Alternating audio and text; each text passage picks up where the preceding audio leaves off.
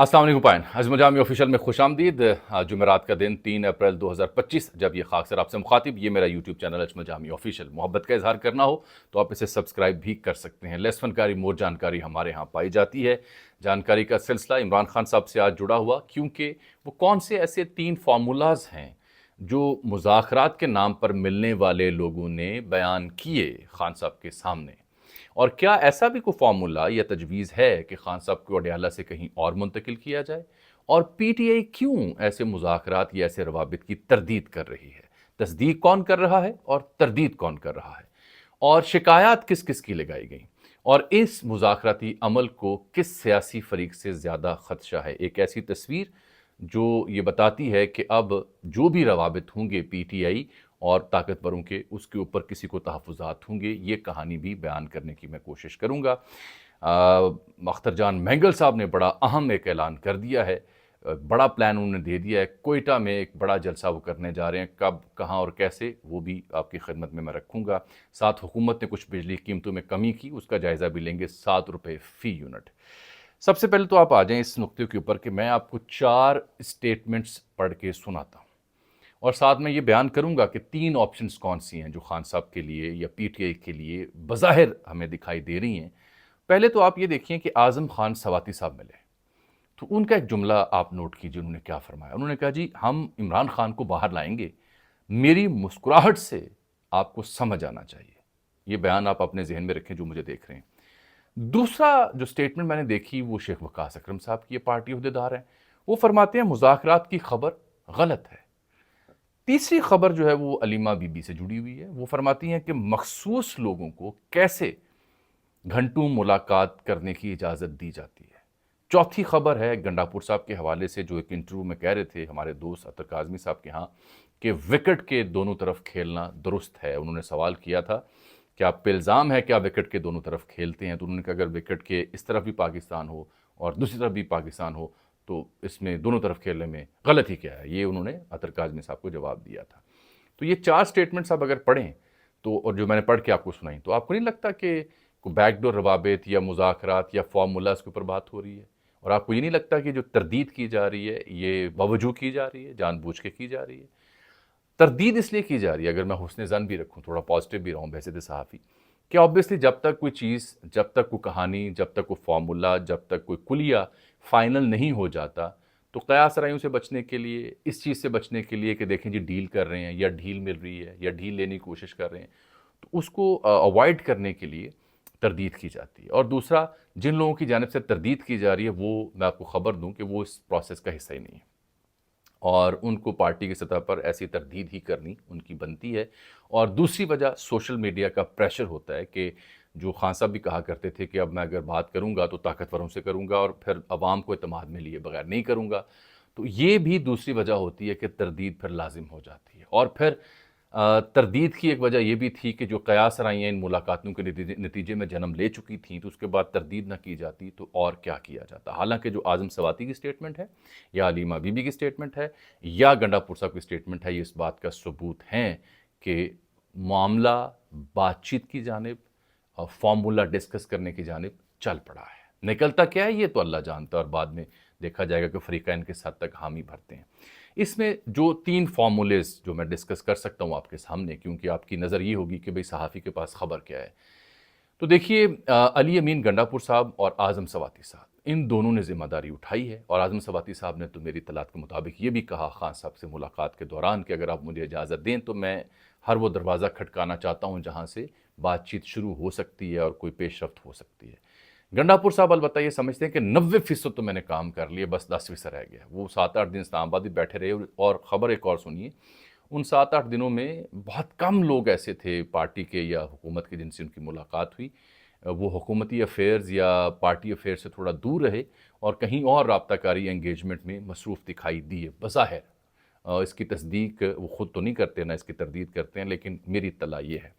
तो गंडापुर साहब का जो मिशन है उसमें तो एक ही नुक्ता है। वो समझते हैं कि उनकी बहुत बड़ी फ़तह होगी अगर वो किसी तौर मुक़्तदरा को, इस्टेब्लिशमेंट को, हुकूमत को राम करके और इमरान खान साहब को राम करके तो बनी अपना अडयाला जेल से اگر پشاور سینٹرل جیل انہیں لے جانے میں کامیاب ہوتی ہیں اور وہیں ان کا ٹرائل چلتا رہے تو وہ سمجھتے ہیں کہ یہ ان کی بہت بڑی کامیابی ہوگی۔ یہ گنڈا پور صاحب کے ذہن میں یہ فارمولا اب بڑے زور سے، بڑے شد و مت سے ان کے ذہن میں یہ فارمولا پایا جاتا ہے۔ اس فارمولے کے اوپر جو تحفظات ہیں یا اس فارمولے کے اوپر جو خطرات ہیں یا خدشات ہیں، وہ ایک تصویر میں آپ کو بتا دیتا ہوں کہ وہ تصویر اگر آپ دیکھیں تو آپ کو سمجھ آنا چاہیے۔ وہ تصویر ہے جب میاں محمد نواز شریف صاحب سے محسن نقوی صاحب ملنے آئے اور ساتھ محترمہ مریم نواز بھی بیٹھی ہوئی تھیں، اور یاد رہے کہ کچھ دن پہلے محترمہ مریم وزیر داخلہ سے ملنے بھی گئیں گلبرگ میں، انہوں نے عیادت کی، اطلاع تھی کہ وہ بیمار ہیں۔ تو وہ تصویر جو ہے وہ آپ ایسے کسی بھی پیش رفت کے اوپر جب پیش رفت ہو رہی ہو، بات چیت ہو رہی ہے، تو اس تصویر کو ضرور ذہن میں رکھیں۔ آپ خود سمجھ جائیں گے میں کیا کہنا چاہ رہا ہوں، کہ جو دوریاں تھیں ان کے بیچ میں اور وزیر داخلہ کے بیچ میں وہ کم ہو رہی ہیں، اتفاق رائے پایا جا رہا ہے، فارمولا آگے بڑھنے کا تیار کیا جا رہا ہے اس طرف بھی۔ تو دوسری طرف اگر آپ فارمولا یہ نکالتے ہیں کہ جی اڈیالہ سے کہیں اور لے کے جانا ہے، تو وہ اس کے لیے پھر ضروری ہوگا کہ طاقتور ترین جو ہیں ان کی آشرواد ہو تو یہ ممکن ہے۔ گنڈا پور صاحب کے نزدیک یہ ان کی بہت بڑی فتح ہوگی اگر وہ انہیں اڈیالہ سے پشاور سینٹرل جیل منتقل کر لیتے ہیں، کیونکہ خان صاحب تو جو تازہ بیان ہے ان کا وہ بھی یہی تھا کہ عید پر بچوں سے بات نہیں کرائی گئی، کتابیں بھی روک لی گئیں، جو ذاتی معالج ہیں ڈاکٹر فیصل ان سے معائنہ تک نہیں ہو پایا، اور پھر جو آج لوگ ملیں گے وہ بھی نہیں مل پائے۔ عالیہ حمزہ تو کہتی کھانا بھی بر وقت نہیں دیا جاتا، کھانا بھی پرانا ہوتا ہے یا باسی شاید ہوتا ہے، اس کی تصدیق نہیں ہو سکی۔ تو یہ گنڈا پور صاحب کا فارمولا یہ ہے۔ جو اعظم سواتی صاحب بات کرنے گئے تھے وہ یہ تھی کہ ہر اس جگہ میں ناک کرنے کو تیار ہوں، کیونکہ اس سے پہلے بھی وہ 7 بجے صبح جب گئے تھے تو فیسیلیٹیٹ ہو کے گئے تھے۔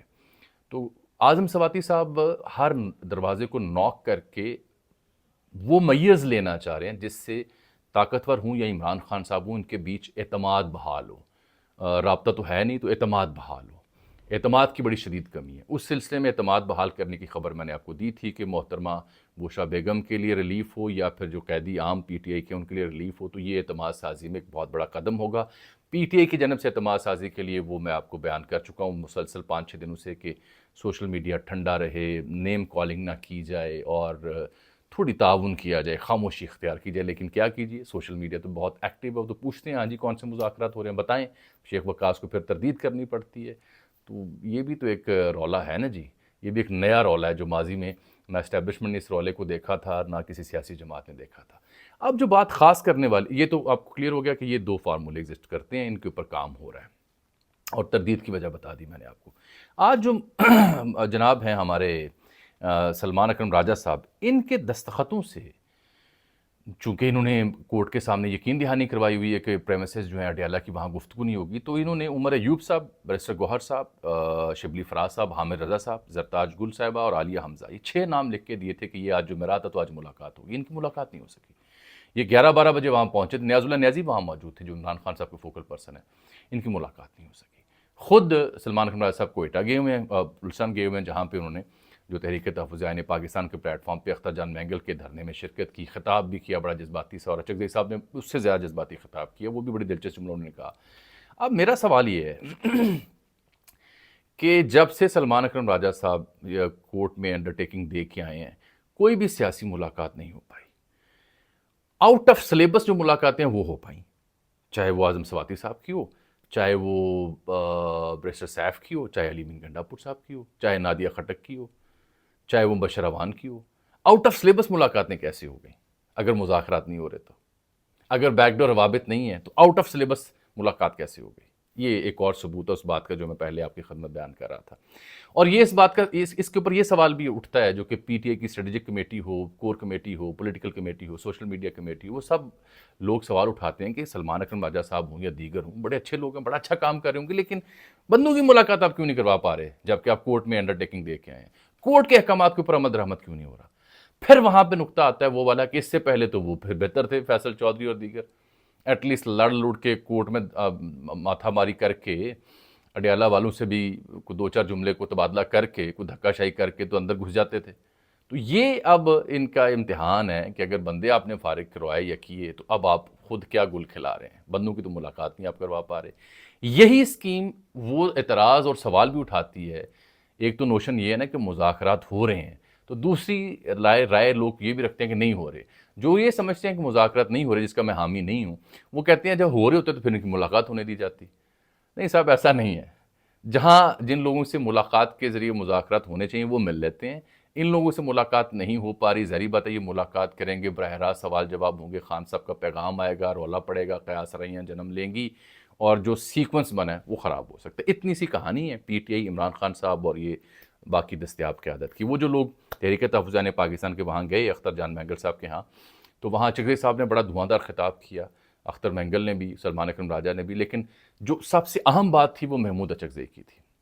انہوں نے کہا پی ٹی ایک بڑی جماعت ہے، مقبول جماعت ہے، اور جو ان کے ہاں جوش و جذبہ ہے یہ پاکستان کے کسی سیاسی جماعت کے ہاں نہیں پایا جاتا.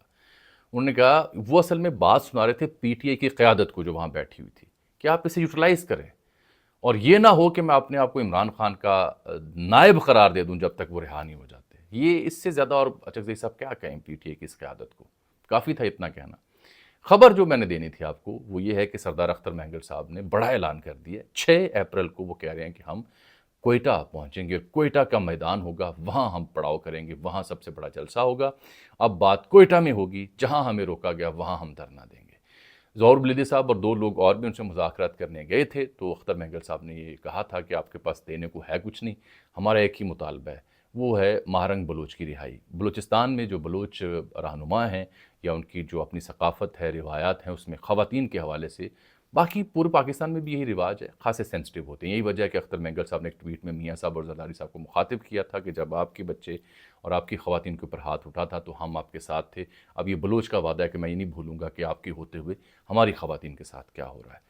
یہ ان کا اپنا گلہ شکوہ ہے. تو وہ جو مذاکرات کے لیے لوگ گئے تھے وہ کچھ دے نہیں پائے. ان کا مشورہ یہ تھا کہ آپ ایک بڑا جلسہ کر لیں اور وہاں سے منتشر ہو جائیں، باقی آپ کے مطالبات پہ عمل درآمد نہیں ہو سکتا، اس لیے اب یہ بڑے جلسے کے لیے کوئٹہ تشریف لے جا رہے ہیں. یہ کہانی ہے وہاں سے، بلوچستان سے اور کوئٹہ سے. اب آ جاتے ہیں جو تیسرا آج کا اہم مدعا ہے، وہ بجلی کی قیمتوں میں کمی ہوئی ہے.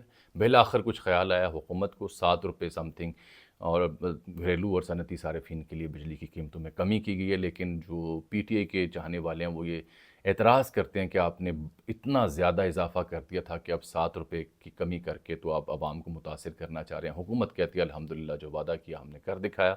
لیکن کٹ اٹ شارٹ کہانی یہ کہ چلو کچھ نہ کچھ تو انہوں نے کیا نا، کم تو کرے نا. اور ان پہ اعتراض جو بنتے ہیں وہ جائز ہوں گے آپ کی جانب سے، لیکن بہرحال 7 روپے کم کی ہے انہوں نے قیمت. وہ کیسے کی، کتنی بڑھائی، 2024 کا موازنہ کرتے ہیں، یہ بھول جاتے ہیں کہ خان کے دور میں پیٹرول 150 روپے تھا اور اب کتنا ہے، یہ بتانا بھول جاتے ہیں. موازنہ پھر کریں گے تو پھر تو ظاہری بات ہے پی ڈی ایم 1 آ جائے گی اور ابھی پی ڈی ایم 2، اس کا کوئی موازنہ بنتا نہیں ہے. مجھے آج کے لیے آپ اجازت دیجیے، آپ سے ملاقات ہوگی کل. تب تک کے لیے اللہ حافظ. اپنا کوئی سوال ہو تو ضرور کمنٹ سیکشن میں لکھ بھیجیے گا. اللہ حافظ.